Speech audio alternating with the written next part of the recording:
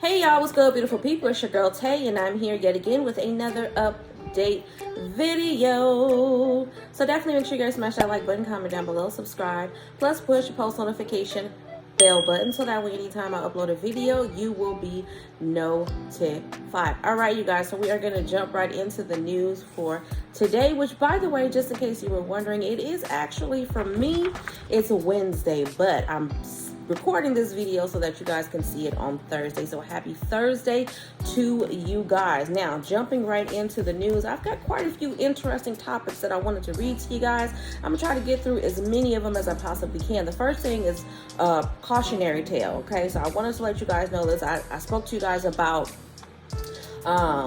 being cautious, especially as women. I want to say last year, I can't remember when, but I remember communicating with you guys about this new hoax or whatever that criminals were using to try to lure people in for, human trafficking or whatever. But telling you guys that if you see a car seat, even though, especially as women, okay, it's natural, our maternal instincts kick in and we want to see if someone has left a baby in the car seat or whatever, but that is usually a trick to lure in mainly women, okay, lonely women. As soon as you go to check and see if there's a baby in there, almost instantly there's almost always somebody nearby waiting to snatch you up. Okay, so I'm letting you guys know that again. But this one, okay, it says if you see money on your windshield, drive away immediately. Okay, this actually came out yesterday. It says the crafty ways, and by the way, my fan is on, so if you're hearing a gust of wind, I'm going to try to project my voice, but I was a little hot, so I had to go ahead and turn that fan on, y'all. Okay, it says the crafty ways criminals have to commit car theft seemingly know no bounds. Sure, having a good security system, locking your car, and good parking practices can help reduce the risk of your car being stolen. However, those precautions really only help when you aren't in the car. What about when you are? Okay, there's no shortage of car thefts that happen in broad daylight, so it's essential to be on the lookout. One thing to look out for is money on your car's windshield. Now, I thought that this was absolutely strange. When I saw this headline, I was a little bit hesitant, honestly, because I didn't know what it was, but something told me to read it, and I'm glad I did. Okay. According to Newsweek, the idea typically involves a $100 bill, but let me finish. Often it isn't even a real one, okay? Car thieves will place the money under the windshield wiper of a car they desire and wait for the owner to return. When the owner gets in their car and starts it, they'll often notice the money afterwards. Then when they get out of the running car to examine or grab the money, nearby thieves will rush over, hop in, and take the car, okay? It seems like a very bold play. However, on the surface, it does make decent sense, okay? Now, when I read this again, it was like, okay, it does make sense. For the most part, I know I don't look at I do look at my windshield when I'm at home because of the way that I park. I park the rear of my car in first, so that's the first thing that I see. But if you park your car in a stall, or most people park their car, usually they're looking at the rear end first. So the first thing that they do is get into their car. They're not really paying attention to the windshield until they get in the car, put on their seatbelt, put their purses down, their bags, suitcases, and all of that, and then they go to look at their windshield and see, oh my God, the bird pooped, or cracked windshield, or whatever the case may be. So it does make sense, okay? And people are preying on the fact that this makes sense. It says, who doesn't get intrigued by a mysterious appearance of cold, hard cash? Additionally, using this technique instead of a weapon could, in theory, bring on a lesser charge if caught. So they're also trying to make sure that they don't go to jail for having a weapon, taking the car while armed, okay? Though this is certainly not a recommendation, in general, it's best to avoid stealing people's cars altogether, of course, but you can't tell a criminal that. Ultimately, if you find yourself in this type of situation, the best play is simply to drive away with the money under your windshield. If it happens to be real money, hey, it's your lucky day. If it's counterfeit, then you'll know you may have just saved yourself from your car getting stolen, okay? So I just wanted to bring that to you guys' attention. Again, I think everybody should beware, be cautious. I'm saying that to everybody, men, women, it doesn't matter who you are. I have definitely had a lot of conversations with my children. They were walking home from school and now they're not anymore, because there is a lot of people going missing from all different ages, races. It doesn't matter if you're male or female, people are getting taken. So I'm telling you guys to be hyper vigilant, especially my seasoned seniors. Pay attention. Try not to go traveling by yourself if it's possible. Okay. Now, moving on from that. there was something that I wanted to read to you guys that I also thought was, I'm not sure if I read this to you guys yesterday, but we're going to go over it again because it's just amazing to me. It says the GOG, now I don't know what that is, but it says the digital storefront previously known as Good Old Games has announced that it will be offering employees menstrual leave. First reported by Access, GOG announced the news 3 weeks ago on its LinkedIn profile. We're happy to announce that effective today, we're implementing menstrual leave for all menstruating employees of GOG, stated the post. Menstrual leave fosters inclusiveness by accepting that there are biological differences in the workplace. By giving additional days off for those experiencing menstrual period pain, we acknowledge these symptoms are real. Let me tell you guys, for those of you, I know there's not a lot of men on my channel, but for those of you guys who think that menstrual pain is not a real thing, it is a real thing, okay? It's not a game. It's not a joke. You know what I mean? I can say as a woman that even before, I can definitely say that I've noticed that my menstrual symptoms has definitely gotten worse after I've had children, but my menstrual symptoms were definitely still significant and caused a lot of discomfort and pain even before I started having children. Okay, so I would love to see this come. I don't know where the GOG is.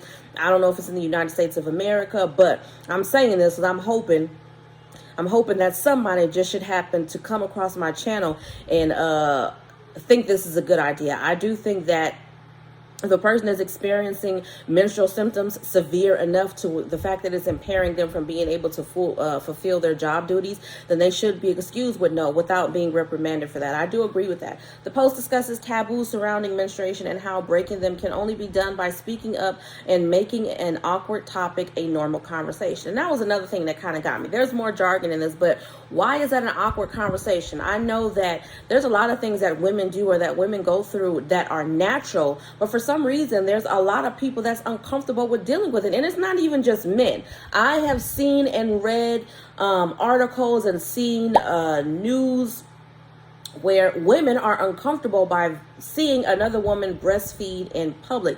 And it's not that she has her breast out, because 9 times out of 10 she doesn't. She's covered up, you know what I mean? She has a what do you call those, a receiving blanket over her, or she's wearing her clothes in a layered manner that would allow her baby to be, allow her to stay cool while she's breastfeeding, and at the same time it allows her to breastfeed her child without having to cover herself up with a really hot and thick blanket, but her breast is still not exposed in any way, shape, or form. But women have said things about that in public, which to me, whether you have children or not, why is that an awkward thing for you to see? Why is talking about menstruation or a woman's period, why is that still considered an awkward topic? It's like we claim to be the smartest being on earth, but there are situations like these, and there's a heck of a lot more that I can go into, which to me, they're dumb moments to me, is basically the point that I'm trying to get to. Why is a woman's period an issue?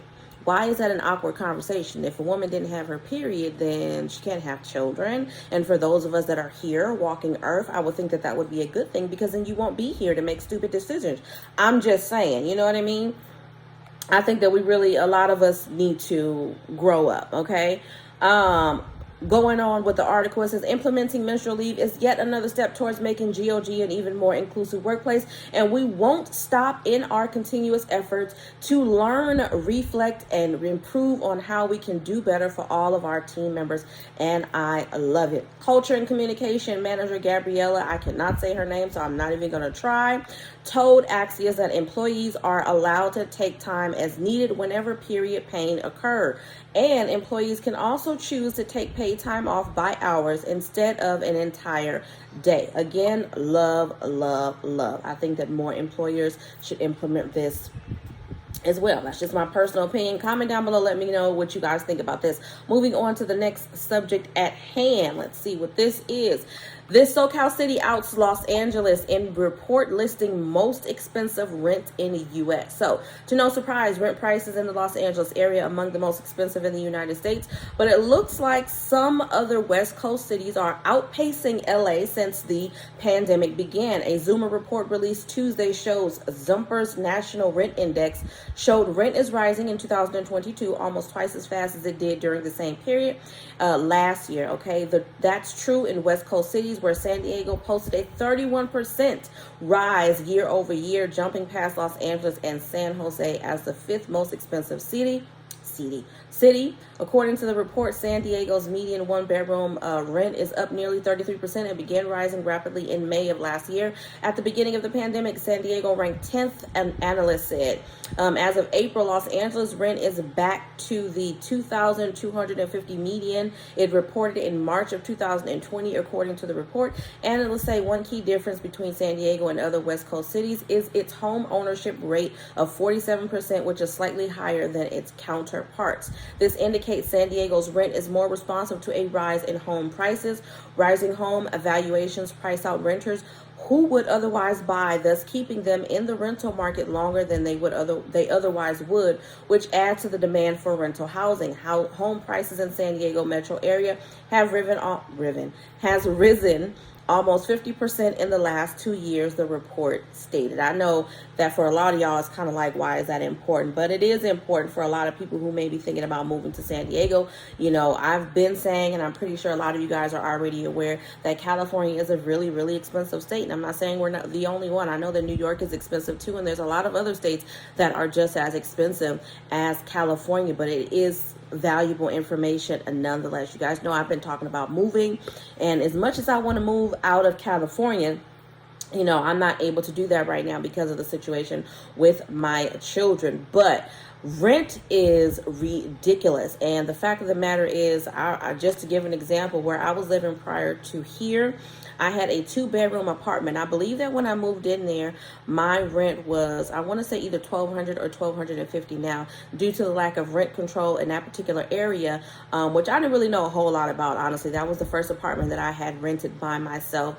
had to deal with the documentation, the lease, and all of that. So I didn't really know a whole lot. I just knew that I had to get my place, I had to pay the rent and pay the bills. So yeah, the rent went up $100 every year that I was there. So the next year it was like $1,350, and then the second year it was $1,450. Now, mind you, this is just a 2-bedroom. Now, you can find some rental properties, rental apartments, or rental houses, but you have to go really, really far. For those of you guys who live in California, you know what I'm talking about. If you live anywhere near where I am, if you're in Los Angeles County, you're not going to find nothing in Los Angeles County, nowhere near what you need for a decent price. I myself, right now, with my size family, I couldn't take nothing less than a 3-bedroom apartment or house. And 3-bedroom is still cutting it pretty close, okay? Because both of the 1-bedroom, of course, will be mine, and then the other 2 bedrooms will be for my daughters. My son is not sleeping in his room that I have here, so that's why I say I could take a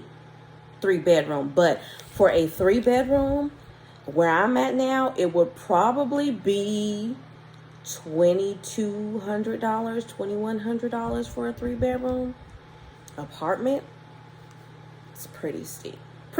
But moving on from that, you guys, the last thing that I'm going to give you guys, of course, is the emergency SNAP maximum benefits for the month of May. Okay, now I did see, hold on, I got to put my glasses on, but I did see a couple more states, not too many. I want to say literally about 2 more states. I know as of today, which again, today is actually Wednesday night. So as of right now, Wednesday night, we have 21 states. There may be some additional states that will get approved tomorrow, and in that, I will go over that in a different video. But as of today, for emergency SNAP maximum benefits for the month of May, we have Alabama at June the 1st, Colorado May 8th, and May 13th, DC regular issuance, Georgia May 27th, 28th, 30th, and 31st, Hawaii June the 13th, Indiana May 5th through the 23rd, odd days only, staggered, Maine May 10th, Maryland May 1st through the 31st, Michigan May 14th through the 23rd, New Hampshire May 3rd and the 20th, and then June 3rd and the 17th,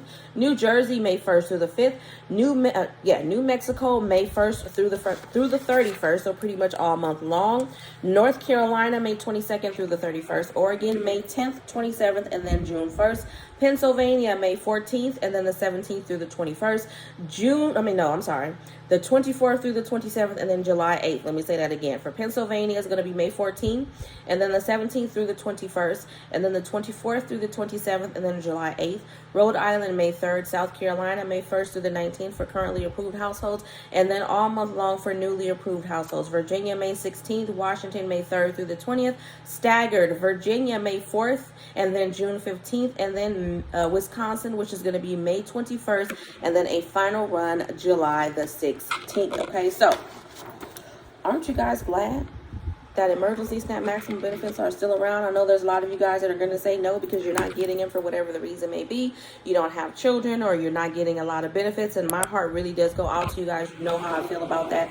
I really do wish that they would extend and expand on these benefits for everybody who has a disability, everybody who may not necessarily have the proper documentation, which I know sounds strange, but considering everything that's going on in the world right now, we're in a state of chaos. Nonetheless, it doesn't matter. I know that what's going on between, Russia and Ukraine is obviously a lot more serious than what we're going through over here, but that still doesn't take away from the fact that over here we're still going through something that is significant. So with that being said, I do think that they need to be doing a heck of a lot more out there on the Capitol, and all of this negotiating needs to come to some type of close. There needs to be some solutions produced to these problems. But anyways, as always, I hope this information wasn't something helpful or useful to you guys in the least little bit. Do me a favor if you haven't already. Don't forget to smash that like button, as it really does help to let YouTube know that you like what I'm doing and you want me to stick around. Also, you guys, don't forget to let's drop some black hearts down below just to kind of go with the theme of the outfit today. Let me know you made it all the way to the end of the video. As always, I'm going to tell you guys to check down below in the description box. Make sure you sign up for Amazon Prime if you haven't already. Get 30 days free on me. There will also be some links to some of my favorite cosmetic brands where you can get 10 to 15, sometimes even 20% off. They are not affiliate links.